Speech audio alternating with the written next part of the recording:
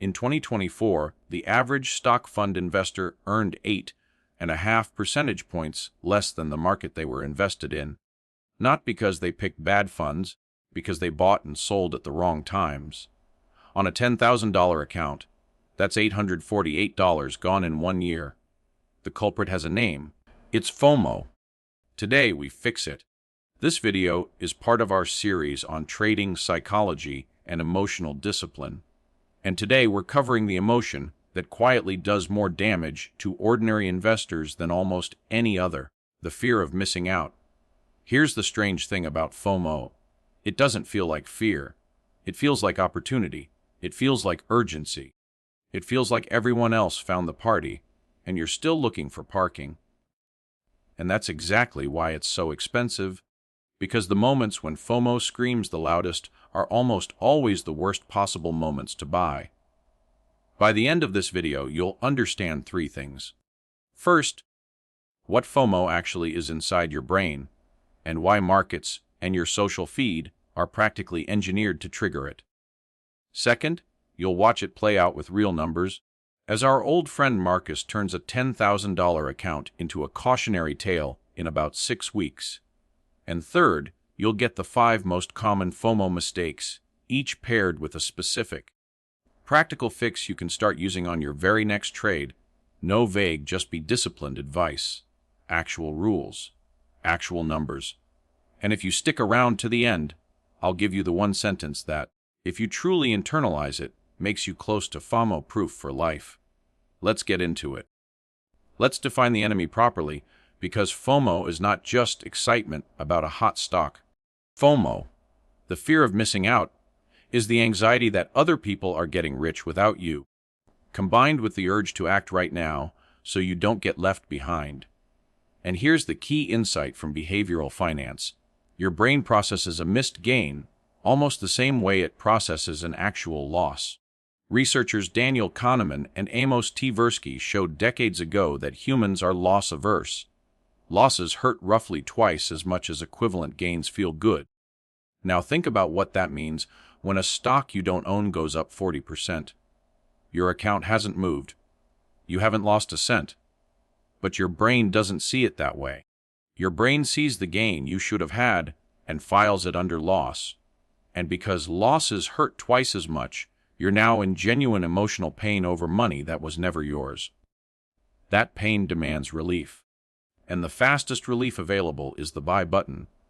Now layer on a second problem, how you even find investments in the first place. Finance professors Brad Barber and Terence O'Dean studied the trading records of tens of thousands of ordinary investors and found something fascinating. Individual investors are overwhelmingly net buyers of attention-grabbing stocks, stocks in the news, stocks with unusual trading volume, stocks that just had an extreme one-day move. Why? Because there are thousands of stocks out there, and nobody can evaluate them all. So attention becomes the filter. You can't buy what you never noticed, which means, in practice, the news cycle and your social feed decide your menu. And that menu is, by definition, made up of things that already went up. Stop and think about what that means structurally.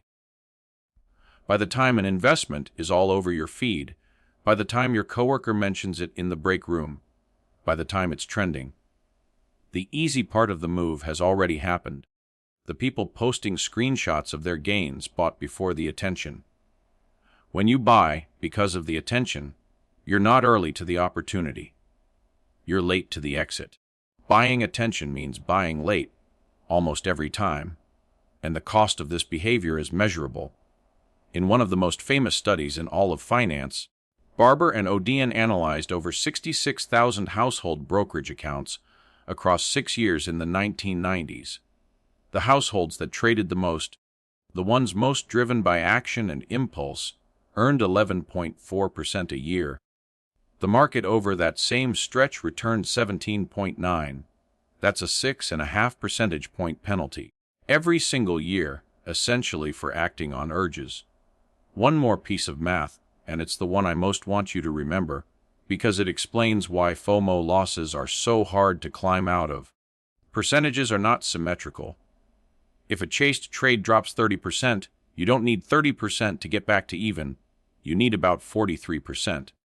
Lose half, and you need 100% gain just to break even. The hole is always deeper than it looks. So here's the core concept in one line. FOMO is your brain treating someone else's gain as your loss and pushing you to cure imaginary pain with real money, usually at the worst possible price. Now let's watch exactly how that plays out dollar by dollar. Meet Marcus. If you've watched our revenge trading episode, you already know him. Marcus has a $10,000 trading account, and after some hard lessons, he has rules, including the 1% rule we covered earlier in this series. Never risk more than 1% of the account, $100, on any single trade. Marcus has been doing well, boring, disciplined, profitable-ish. And then one Tuesday, a stock shows up in his feed. It's gone from $60 to $100 in 3 weeks. That's a 66% move. Every scroll is another screenshot. Someone paid off a credit card, someone's up 5,000, someone posted a rocket emoji next to a 4-digit gain. Marcus doesn't buy. He's disciplined, remember. But he watches. And here's where loss aversion goes to work on him. Day 1 of watching, the stock climbs 3%, and Marcus feels it as his 3% lost. Day 4, up another 5, lost. For 2 weeks, his brain sends him a daily invoice for money he never owned. The pain compounds until finally he cracks. Marcus buys 40 shares at $100 each. That's $4,000, 40% of his entire account in one position. The 1% rule doesn't cross his mind. And a stop loss. Why would he set a stop loss on something that's obviously going higher? Notice what happened there. FOMO didn't just make Marcus buy. It made him abandon every rule at once. That's its signature move. If this pattern sounds familiar, it should. In early 2021, shares of a struggling video game retailer went from around $17 at the start of January to an intraday peak of $483, a run of roughly 2,700% in under a month. It was everywhere. It was the conversation. And within 3 weeks of that peak, the price had fallen more than 90%. The people who bought the headlines near the top weren't stupid. They were human, arriving exactly when the attention and the price peaked. Back to Marcus. 2 weeks after his buy, the excitement fades. Early buyers take profits, and the stock slides to $70.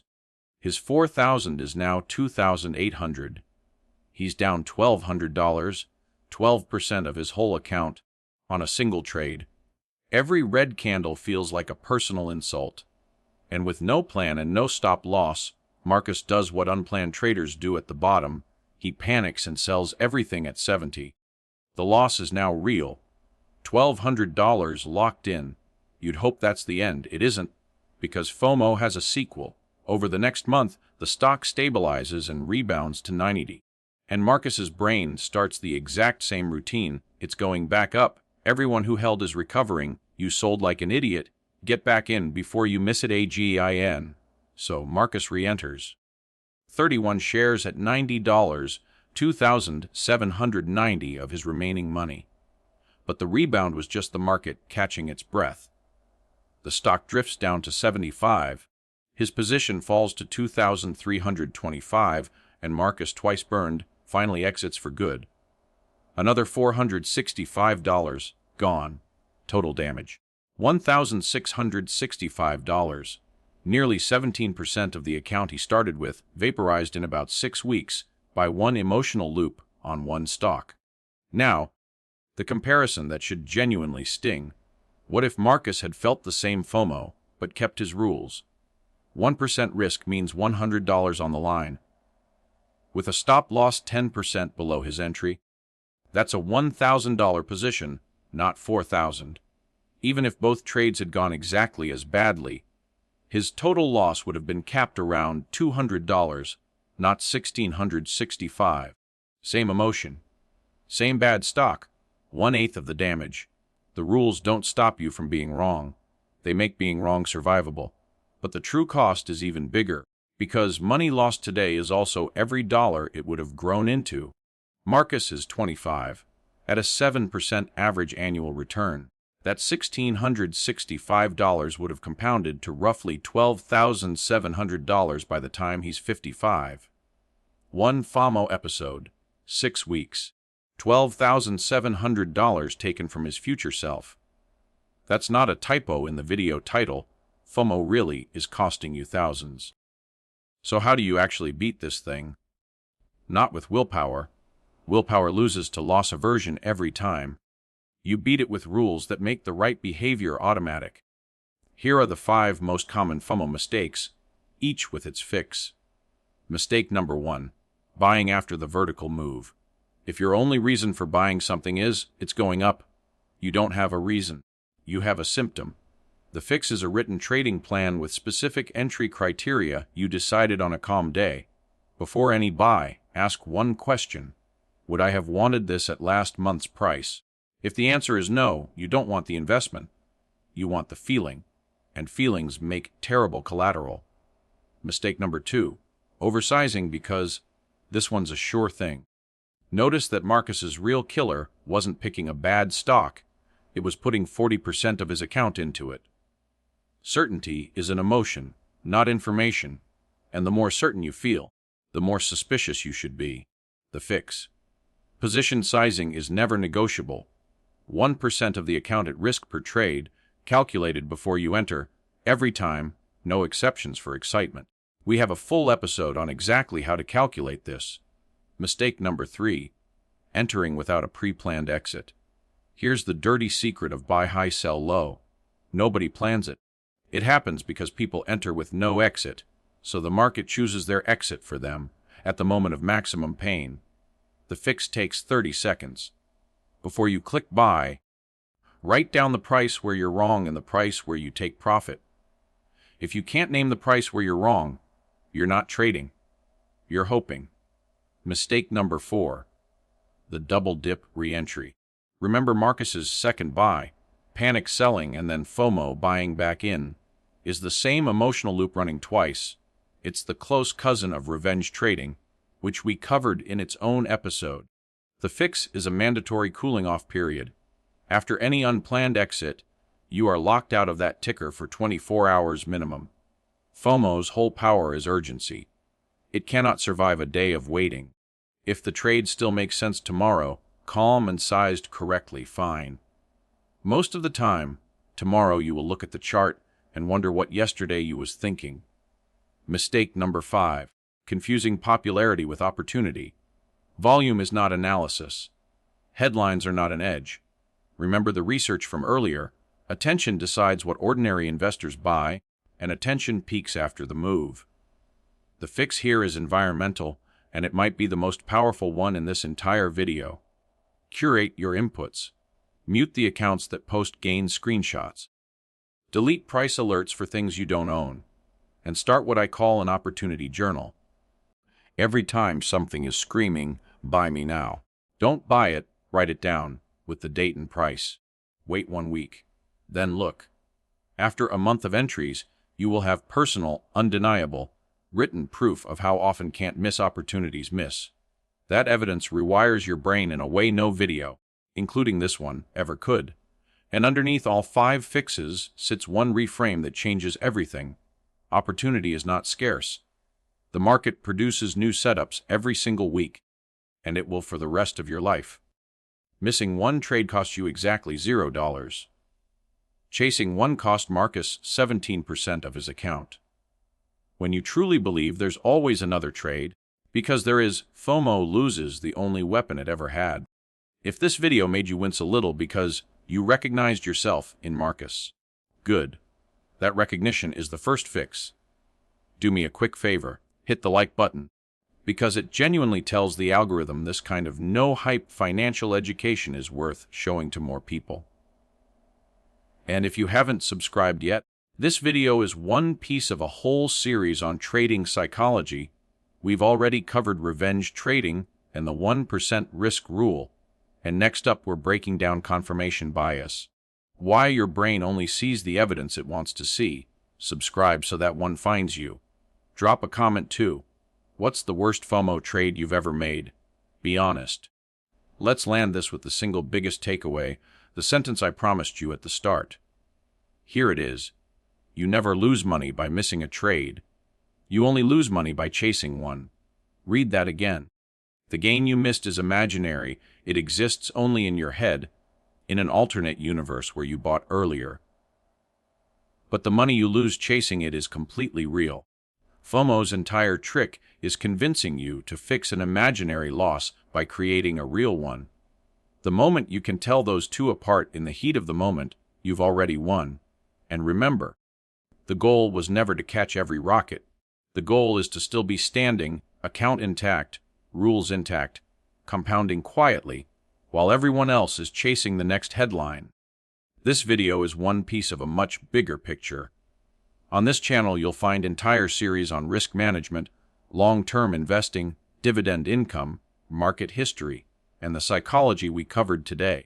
A full library designed to take you, step by step, toward financial freedom. It's all here whenever you're ready. Quick reminder, this channel is for education only. It's not financial advice, and you should always do your own research or consult a licensed professional before making investment decisions. Stay patient, stay disciplined. And that's a wrap on today's topic. If you found this helpful, be sure to hit like and subscribe so you never miss a lesson. Have a question about what we've covered today? Drop it in the comments below. I'll be answering the best ones. If you want to dive even deeper, click on this next video somewhere on the screen, where we explore next topic. Thanks for learning with me today, and I'll see you in the next one.